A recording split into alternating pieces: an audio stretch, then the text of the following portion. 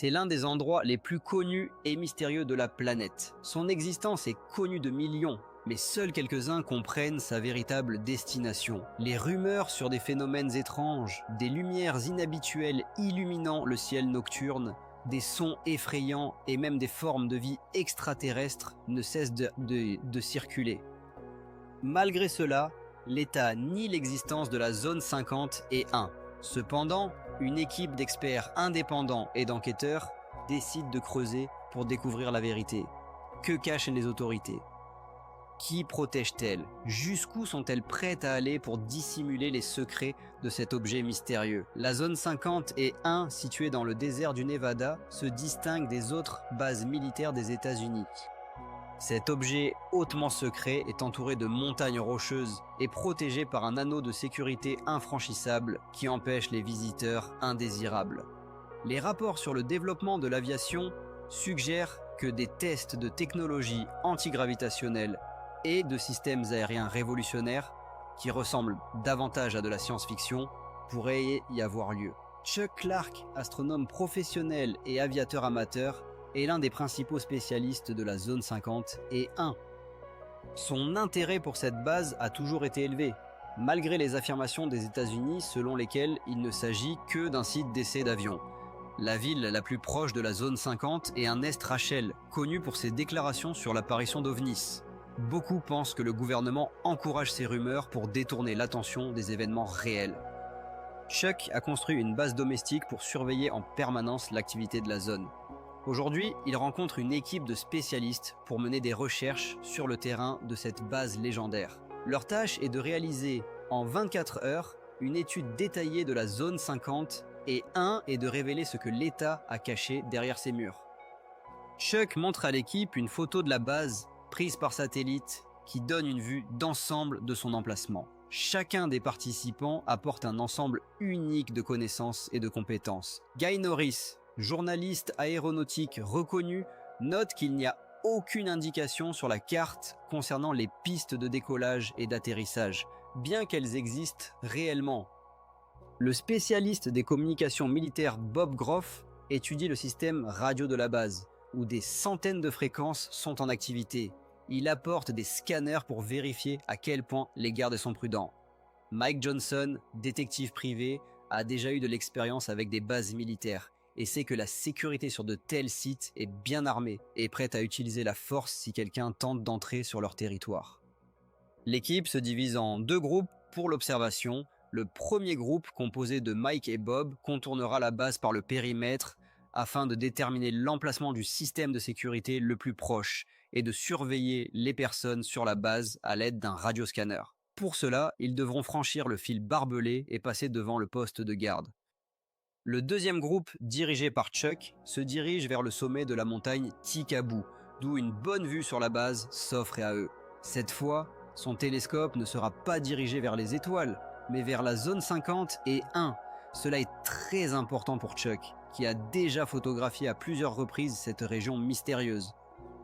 Il a déménagé à Rachel il y a 10 ans, et depuis lors, il surveille les avions militaires, arrivant à la conclusion que la zone 50 est un vit selon ses propres règles, éloigné des normes généralement acceptées. Récemment, Chuck a découvert comment fonctionnent les systèmes de sécurité de la base.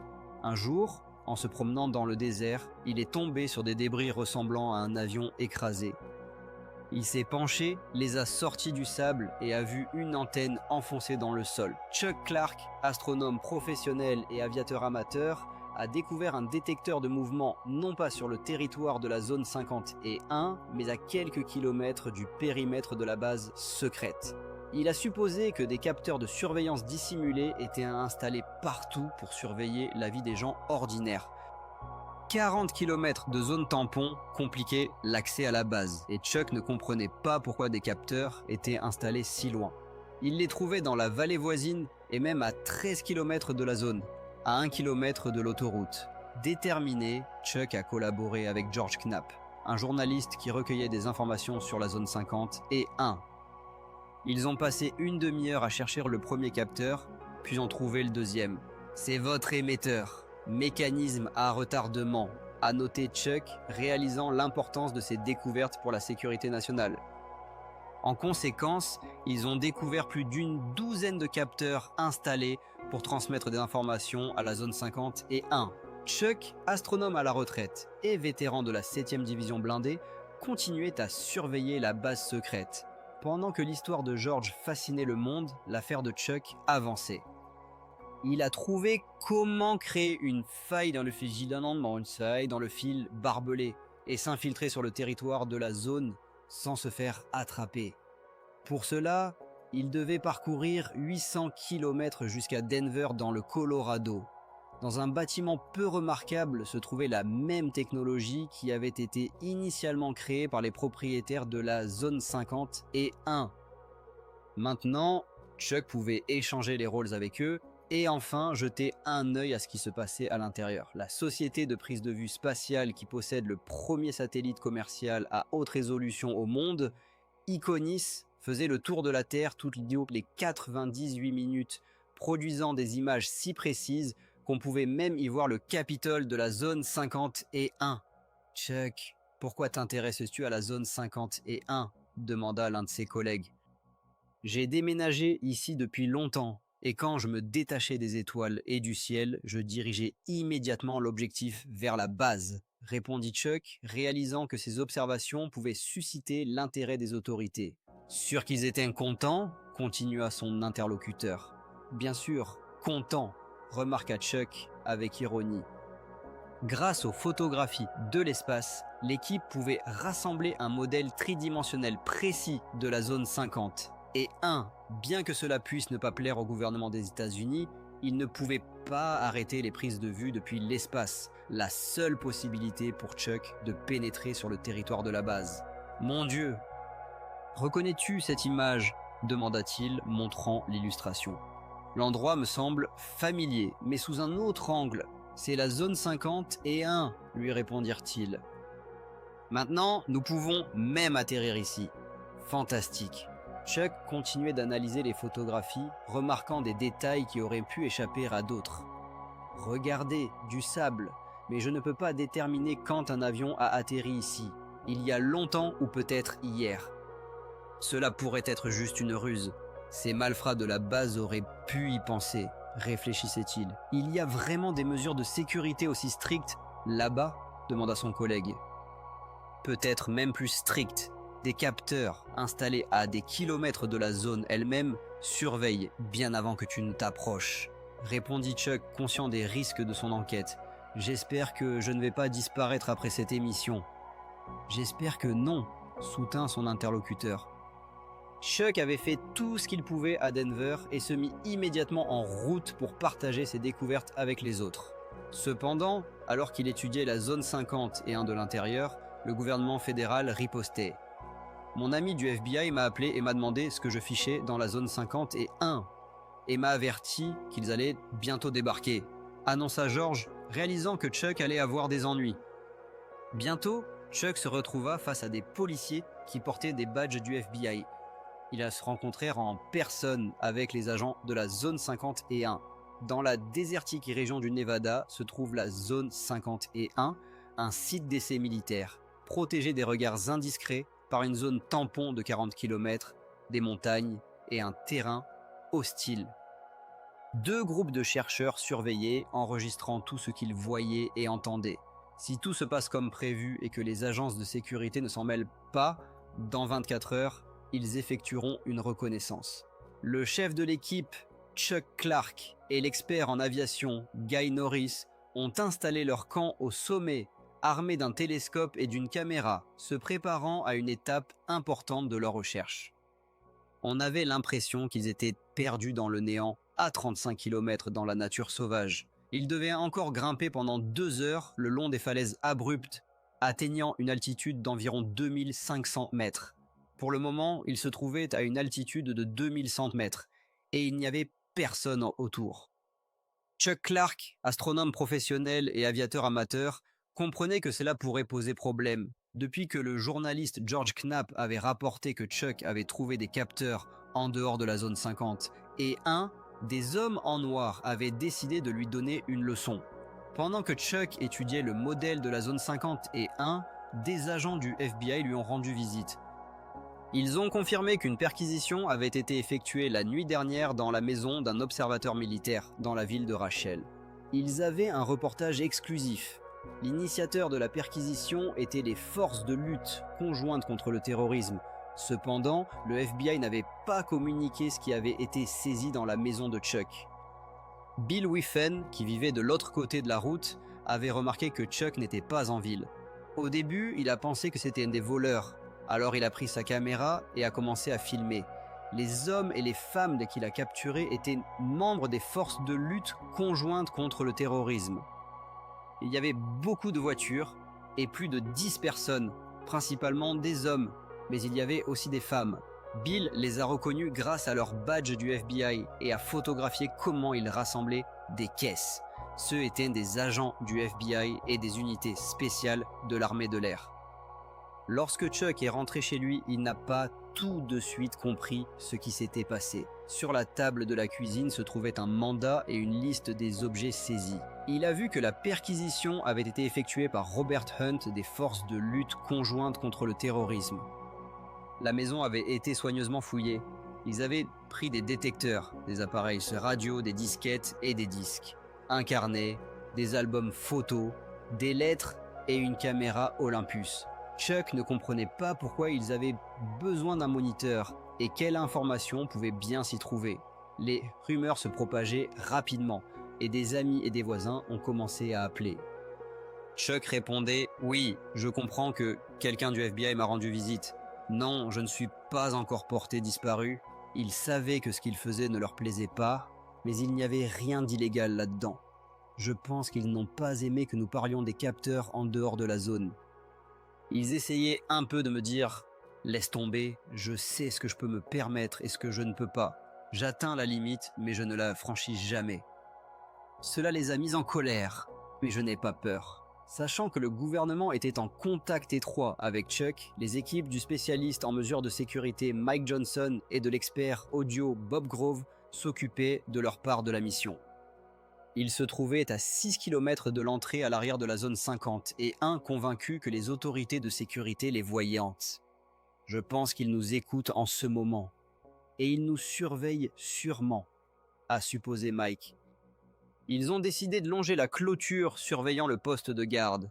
Voyons ce qu'il y a là-bas, a proposé Bob. Il semblait qu'un capteur était installé juste sur la clôture, une boîte blanche. Regarde, a-t-il dit. Les autorités étaient parfaitement au courant de leur arrivée. Pour moi, c'est plus que suffisant, a ajouté Mike. Ils ont vérifié l'autre côté de la route, mais il n'y avait rien sur des centaines de kilomètres. Ils ont vu pour la première fois les forces de sécurité de la zone 50 et souvent appelés les camouflés en raison de leurs uniformes. Bob et Mike voulaient s'approcher, mais un pas de trop pouvait compromettre toute la mission.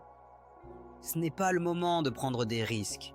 Je ne veux pas finir ma vie en prison, a dit Mike, et ils ont rapidement reculé. Pendant ce temps, la zone 50 s'animait. Incroyable, s'est exclamé Bob lorsqu'ils ont atteint le territoire avec Monsieur X. Le pouvoir absolu corrompt absolument. 2 équipes d'explorateurs non conformistes surmontaient les épreuves du désert, restant éveillés 24 heures pour lever le voile sur le mystère d'un lieu dont l'existence est encore niée par le gouvernement. Il aurait fallu s'entraîner, a remarqué l'un d'eux. Chuck et Guy montent par un sentier dangereux vers le sommet du pic Tikabou. En cette nuit froide, un télescope et des vêtements chauds leur seront utiles. Les premiers 800 mètres jusqu'à la crête représentent un véritable défi où il est facile de trébucher et plus ils montent, plus le chemin devient raide. Leur objectif est le seul endroit d'où l'on peut voir la zone 50 et 1. Enfin, ils atteignent le sommet. Chuck, regardant avec émerveillement les environs, s'exclame « Mon Dieu, ça coupe le souffle !» Il partage ses sensations. C'est difficile à décrire ce que je ressens. Bien que nous soyons ici, sur la planète Terre, on a l'impression d'être au bord d'un autre monde. Là, du désert, émerge un autre monde que le gouvernement cache aux yeux curieux. Avec excitation, il remarque « Je vois des bâtiments, brillants au soleil. Et voilà la piste d'atterrissage. » Je n'arrive pas à croire que je vois ça. Incroyable. Nous avons attendu cela si longtemps. Fantastique. Chuck et Guy se dépêchent de monter leur camp au sommet de la montagne sans réaliser que, puisqu'ils voient la base, ils peuvent aussi être vus. Se trouvant à 45 km de l'objet d'observation, ils espèrent que le télescope et le téléobjectif de Chuck leur permettront de capturer l'activité de la zone 51. « Nous avons besoin d'un grossissement 50 fois, dit Chuck, réalisant que cette zone existe pour tester une technologie secrète, presque sortie d'un domaine de science-fiction.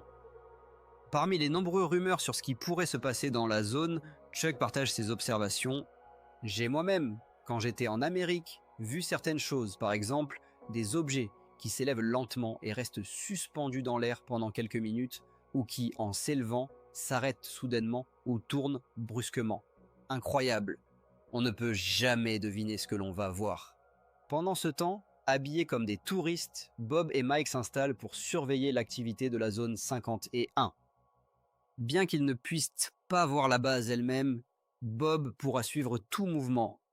S'il se passe des phénomènes là-bas, ils peuvent aussi être détectés physiquement, explique Bob, mentionnant la multitude de techniques capables de capturer des baisses infrarouges.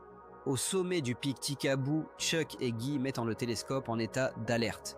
« Si quelque chose se passe, nous aurons quelques secondes pour réagir, » dit Guy, regardant la nuit sans lune. « Y a-t-il plus de chances de voir quelque chose ?» demande-t-il. « Potentiellement oui, » répond Chuck, ajoutant qu'ils n'ont pas besoin de silhouettes supplémentaires sur fond de lune, donc moins il y a de lumière, plus il y a de chances de voir les essais. Il est presque 2 heures du matin. Bob et Mike se sont installés juste à la limite de la base, utilisant un équipement radio de haute technologie pour marquer toute activité au sol ou dans les airs. Nous sommes très intéressés par les signaux de saut de fréquence, car cette fréquence appartient au gouvernement fédéral, dit Bob, réglant la fréquence. « C'est la sécurité. Ils semblent s'occuper de nous ?» demande Mike. « Peut-être, » répond Bob, soupçonnant que la sécurité de la zone les filme. La nuit passe dans l'attente, et bientôt, Chuck et Guy remarquent un feu qui apparaît. « Il semble que le travail commence à 3 heures du matin, » dit Chuck. Au cours des presque 10 années passées ici, il remarque que tout cela s'est beaucoup étendu. Cette nuit-là, au sommet de la montagne, il y avait un silence étrange, ajoute-t-il lorsque les interférences atmosphériques cessent. Bob essaye de capter la fréquence. « Il y a des avions militaires ici. La fréquence dans les airs a augmenté. » Cela indique qu'il se passe quelque chose là-bas, rapporte-t-il. Quelque chose se déplace à une vitesse énorme, une vitesse directement vers Gray et Chuck.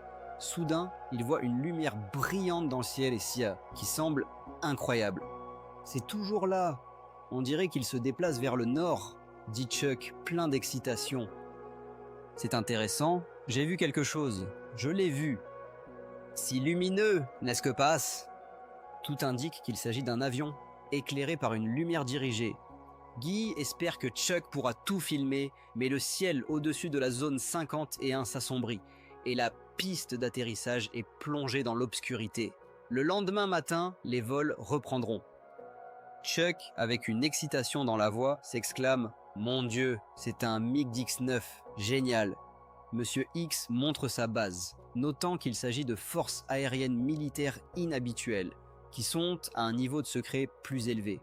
Mike Johnson, détective privé, se rapproche de la vérité, et par sa réaction, il devient clair qu'il travaille sur la base. Il est 5h30 du matin.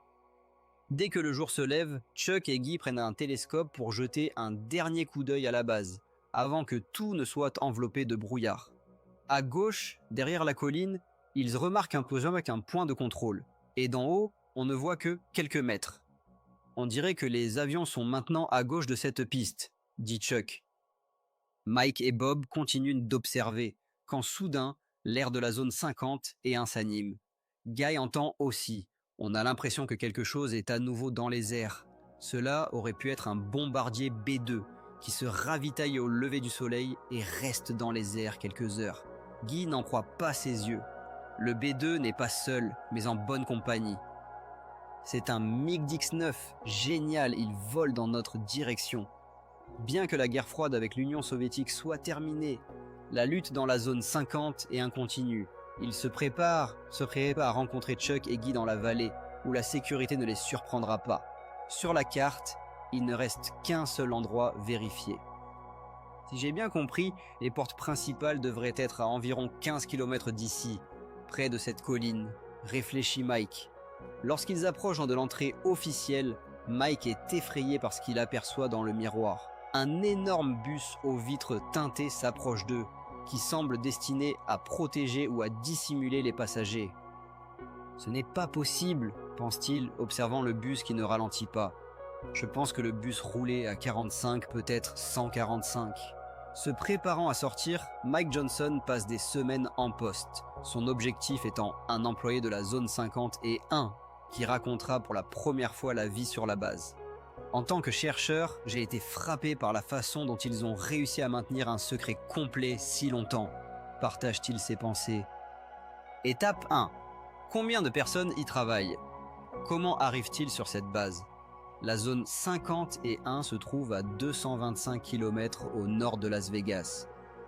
Des rumeurs persistantes circulent au sujet d'une ligne aérienne secrète, Janet Air, qui transporte des employés sur le territoire de la base. Le nom, selon la légende, se déchiffre comme juste un autre terminal inexistant. Mais peu importe comment il s'appelle, il n'y a maintenant aucun doute qu'il existe quelque part ici. L'aéroport international McCarran et le terminal Janet se situent dans la partie ouest, près de la piste de décollage de Las Vegas. La seule indication de l'emplacement est un panneau. Attention, ne pas entrer. C'est un objet de sécurité, mais quel type d'objet, cela reste inconnu. C'est ce qu'on appelle se cacher à la lumière du jour. Note Mike. Pendant la surveillance, la première chose qui frappe est l'absence de toute marque sur les avions. Tous les avions ont un numéro sur la queue, sauf les militaires, dit-il, en indiquant qu'il s'agit d'un avion privé. L'expérience lui dit que ces avions appartiennent à EGEG, un grand sous-traitant gouvernemental. Un des avions, Janet, vient juste d'atterrir et va bientôt décoller. Il ne les laisse clairement pas ici longtemps, remarque-t-il. Chaque jour, des centaines d'hommes et de femmes passent par ces portes en route pour travailler dans la zone 51. Mike observe une voiture arriver et un garde sort. Le conducteur montre une sorte de badge. Il essaye de comprendre ce que je fais, dit Mike, réalisant que le garde ne quitte pas des yeux sa voiture. J'ai attiré son attention. Il sait que je suis ici. Actuellement, Mike est sur une propriété publique, mais il devrait s'inquiéter. C'est le moment de vérifier le système de sécurité, mais cela pourrait compromettre tout le travail accompli, réfléchit-il, conscient des risques liés à ces observations. La voiture blanche de sécurité du terminal Janet surveille attentivement Mike Johnson. En même temps, le département de police de Las Vegas le surveille également. Il plaisante en disant qu'il serait amusant que personne ne s'approche de lui pour lui demander une pièce d'identité. La chaîne se resserre tant sur terre que dans les airs et il entend un hélicoptère. Mike comprend que le meilleur moyen de poursuivre ses recherches est de partir le plus rapidement possible et de revenir quand tout se sera calmé. Le temps presse et il n'y a pas de passage. Il est sur une piste chaude liée à la zone 51 et réalise qu'il a dû risquer sa vie pour garder cet endroit secret. À chaque instant, lui et son collègue Bob se rapprochent de leur objectif. À l'horizon, il remarque des marques oranges sur la colline. C'est précisément là que Chuck avait établi la frontière. Il pointe du doigt les capteurs qui protègent cette ligne. Ceux qui la traversaient étaient arrêtés, interrogés et dépouillés de leurs caméras, téléphones et même de leurs vêtements. Mike se demande, personne parmi les centaines de personnes travaillant dans la zone 50 et un n'a-t-il jamais révélé ce que le gouvernement leur cache? Au cours de son enquête, il a découvert les adresses et le passé des personnes qui garent leur voiture à l'aéroport de Las Vegas et volent vers la base secrète. Il est maintenant temps de faire le prochain pas et de tout découvrir. Des voitures sans plaques sortent des portes de la base et c'est peut-être sa dernière chance. Il a suivi l'une d'elles pendant plusieurs jours et a réussi à découvrir qui était le propriétaire, supposant logiquement qu'il était pilote d'essai. Mike est déterminé à mettre à jour ceux qui pourraient révéler les secrets de la zone de l'intérieur. Avec son fil, la voiture s'engage sur l'autoroute. Le début est prometteur. La cible poursuivie s'éloigne de la sécurité, ce qui lui donne plus de chances de discuter. Il ne peut pas imaginer comment les entrepreneurs ou l'État exercent des pressions sur ces personnes, leur donnant l'impression qu'elles ont sacrifié leur vie. C'est incroyable que tout cela soit resté secret. Cependant, les embouteillages ralentissent la poursuite et pendant un certain temps, Mike perd sa cible. La voiture se retrouve à 50 mètres de lui, mais bientôt il retrouve à nouveau la voiture noire. Il zigzague, essayant de rester suffisamment proche tout en ne se révélant pas. La poursuite passe de l'autoroute aux rues de la ville et il semble qu'elle se terminera dans un quartier résidentiel calme. Ces gens sont la classe moyenne ordinaire, sont sommés. Ils vivent à côté de vous, sont les parents des meilleurs amis de vos enfants, mais ont un travail ultra secret. Mike décide de frapper à la porte. Les réponses à ces questions se cachent-elles derrière cette porte? Sera-ce une récompense digne de ses efforts? Il se présente. Je m'appelle Mike Johnson, je suis chercheur. Je n'ai aucun problème, mais votre voiture a été repérée au terminal Janet. Et j'espère que nous pourrons parler de la zone 51. Mais en réponse, il n'obtient qu'un sans commentaire et une porte fermée. Sa réaction montre qu'il travaille effectivement là-bas, mais qu'il n'a pas l'intention d'en parler. La politique de secret absolu du gouvernement semble un obstacle insurmontable. Mais Mike, plus que jamais, est patient et déterminé à trouver quelqu'un qui acceptera de parler. Il est sur le point de déterrer quelque chose et de trouver des employés mécontents, désireux de parler ou d'admettre qu'ils travaillent à la base. De retour à Las Vegas, Mike espère en apprendre davantage sur les travailleurs de la zone. Les informations obtenues le mènent à un hôtel où, si les informations sont correctes, un ancien employé de la zone 51 devrait l'attendre.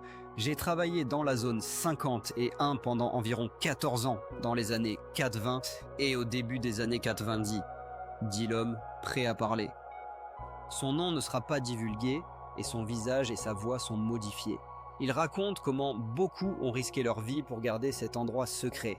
Mike a passé des heures à observer les arrivées à Janet en provenance de la zone 51 et maintenant, il a rencontré quelqu'un qui y volait 5 jours par semaine. L'arrivée à la zone 51 commence par une vérification minutieuse. Les voyageurs se gardent, se dirigent vers le terminal et montrent leurs bagages pour s'assurer qu'il n'y a pas de magnétophone ou de caméra. Monsieur X, une source anonyme, confirme l'exactitude du modèle tridimensionnel créé par Chuck Clark, un spécialiste de la zone 51. Il affirme que ce modèle est absolument correct. Selon lui, la vie et le travail sur la base sont imprégnés de peur et les mesures de sécurité pour le personnel sont beaucoup plus strictes qu'il n'y paraît au premier abord. Si tu appelles chez toi, il faut faire attention en parlant avec ta femme et tes enfants de l'endroit où tu es. Quand tu peux revenir et comment, partage-t-il. Le secret, selon lui, est nécessaire pour les essais des avions qui sont développés aux États-Unis. Cependant, selon Monsieur X, la zone 51 est différente des autres bases de l'armée de l'air. Ce ne sont pas des forces aériennes ordinaires. Nous sommes au-dessus des forces aériennes normales, souligne-t-il. Il indique également que les propriétaires de la zone 51 prennent constamment des risques avec la vie de leurs employés. C'est un pouvoir absolu. C'est une corruption absolue, dit-il, ajoutant que l'atmosphère sur la base rappelle l'apocalypse. Rien ne les retient. Ils ont leur propre mission. Monsieur X raconte comment ceux qui défient sont rapidement traités. Un des employés a exprimé des doutes sur les effets des produits chimiques toxiques et on lui a dit que le projet devait être terminé le plus rapidement possible. Lorsqu'il a protesté, il a été licencié et retiré de la base. Je sais très bien à quel point il est dangereux de parler, dit-il. Mais si la vérité ne sort pas, à cause de la corruption, la base mettra fin à ses activités militaires. Cette question mérite d'être discutée au Congrès, ajoute-t-il. Pendant ce temps, Chuck et Guy, fatigués après une longue descente, n'étaient pas sûrs d'avoir pu éviter la sécurité jusqu'à ce qu'ils atteignent le lieu de rendez-vous. À ce moment-là, des agences de sécurité privées engagées pour protéger la zone 51 observent Mike et Bob depuis une hauteur. « Nous sommes leur cible », dit l'un d'eux. « Quelqu'un nous observe, nous écoute en ce moment. Sur le canal de sécurité, une activité évidente se fait entendre. Bien, je pense que nous avons vu tout ce que nous voulions, et je n'ai pas envie d'aller plus loin. dit-il, réalisant que la sécurité est déjà prête. Il est temps de partir et de retrouver Guy et Chuck. Alors, les gars, êtes-vous aussi fatigués que nous ? Demande-t-il, et ses camarades acquiescent. Les recherches des équipes ont prouvé que la zone 51 fonctionne pleinement, et la radio s'est activée, se préparant à l'action. Nous avions une excellente vue sur la base, incroyable à cette distance. Si les paroles de Monsieur X sont vraies, alors des personnes comme Chuck Clark et son équipe peuvent espérer une réforme de la base militaire où le secret absolu efface la frontière entre le fait et la fiction. Nous sommes la dernière superpuissance restante, dit-il. Le secret et la zone 51 se sont accrus ces dernières années, et la question se pose, pourquoi ? Pourquoi envelopper la zone d'un tel secret ? Pour des raisons de sécurité nationale ou est-ce que simplement un écran de fumée pour des affaires plus sombres ? Quoi qu'il en soit, le gouvernement ne parlera pas. Le voyage dans le désert mène au territoire de la zone 51 où le passage est interdit. Si quelqu'un cherche des réponses, Chuck et son équipe sont prêts à les fournir. La vérité est ici,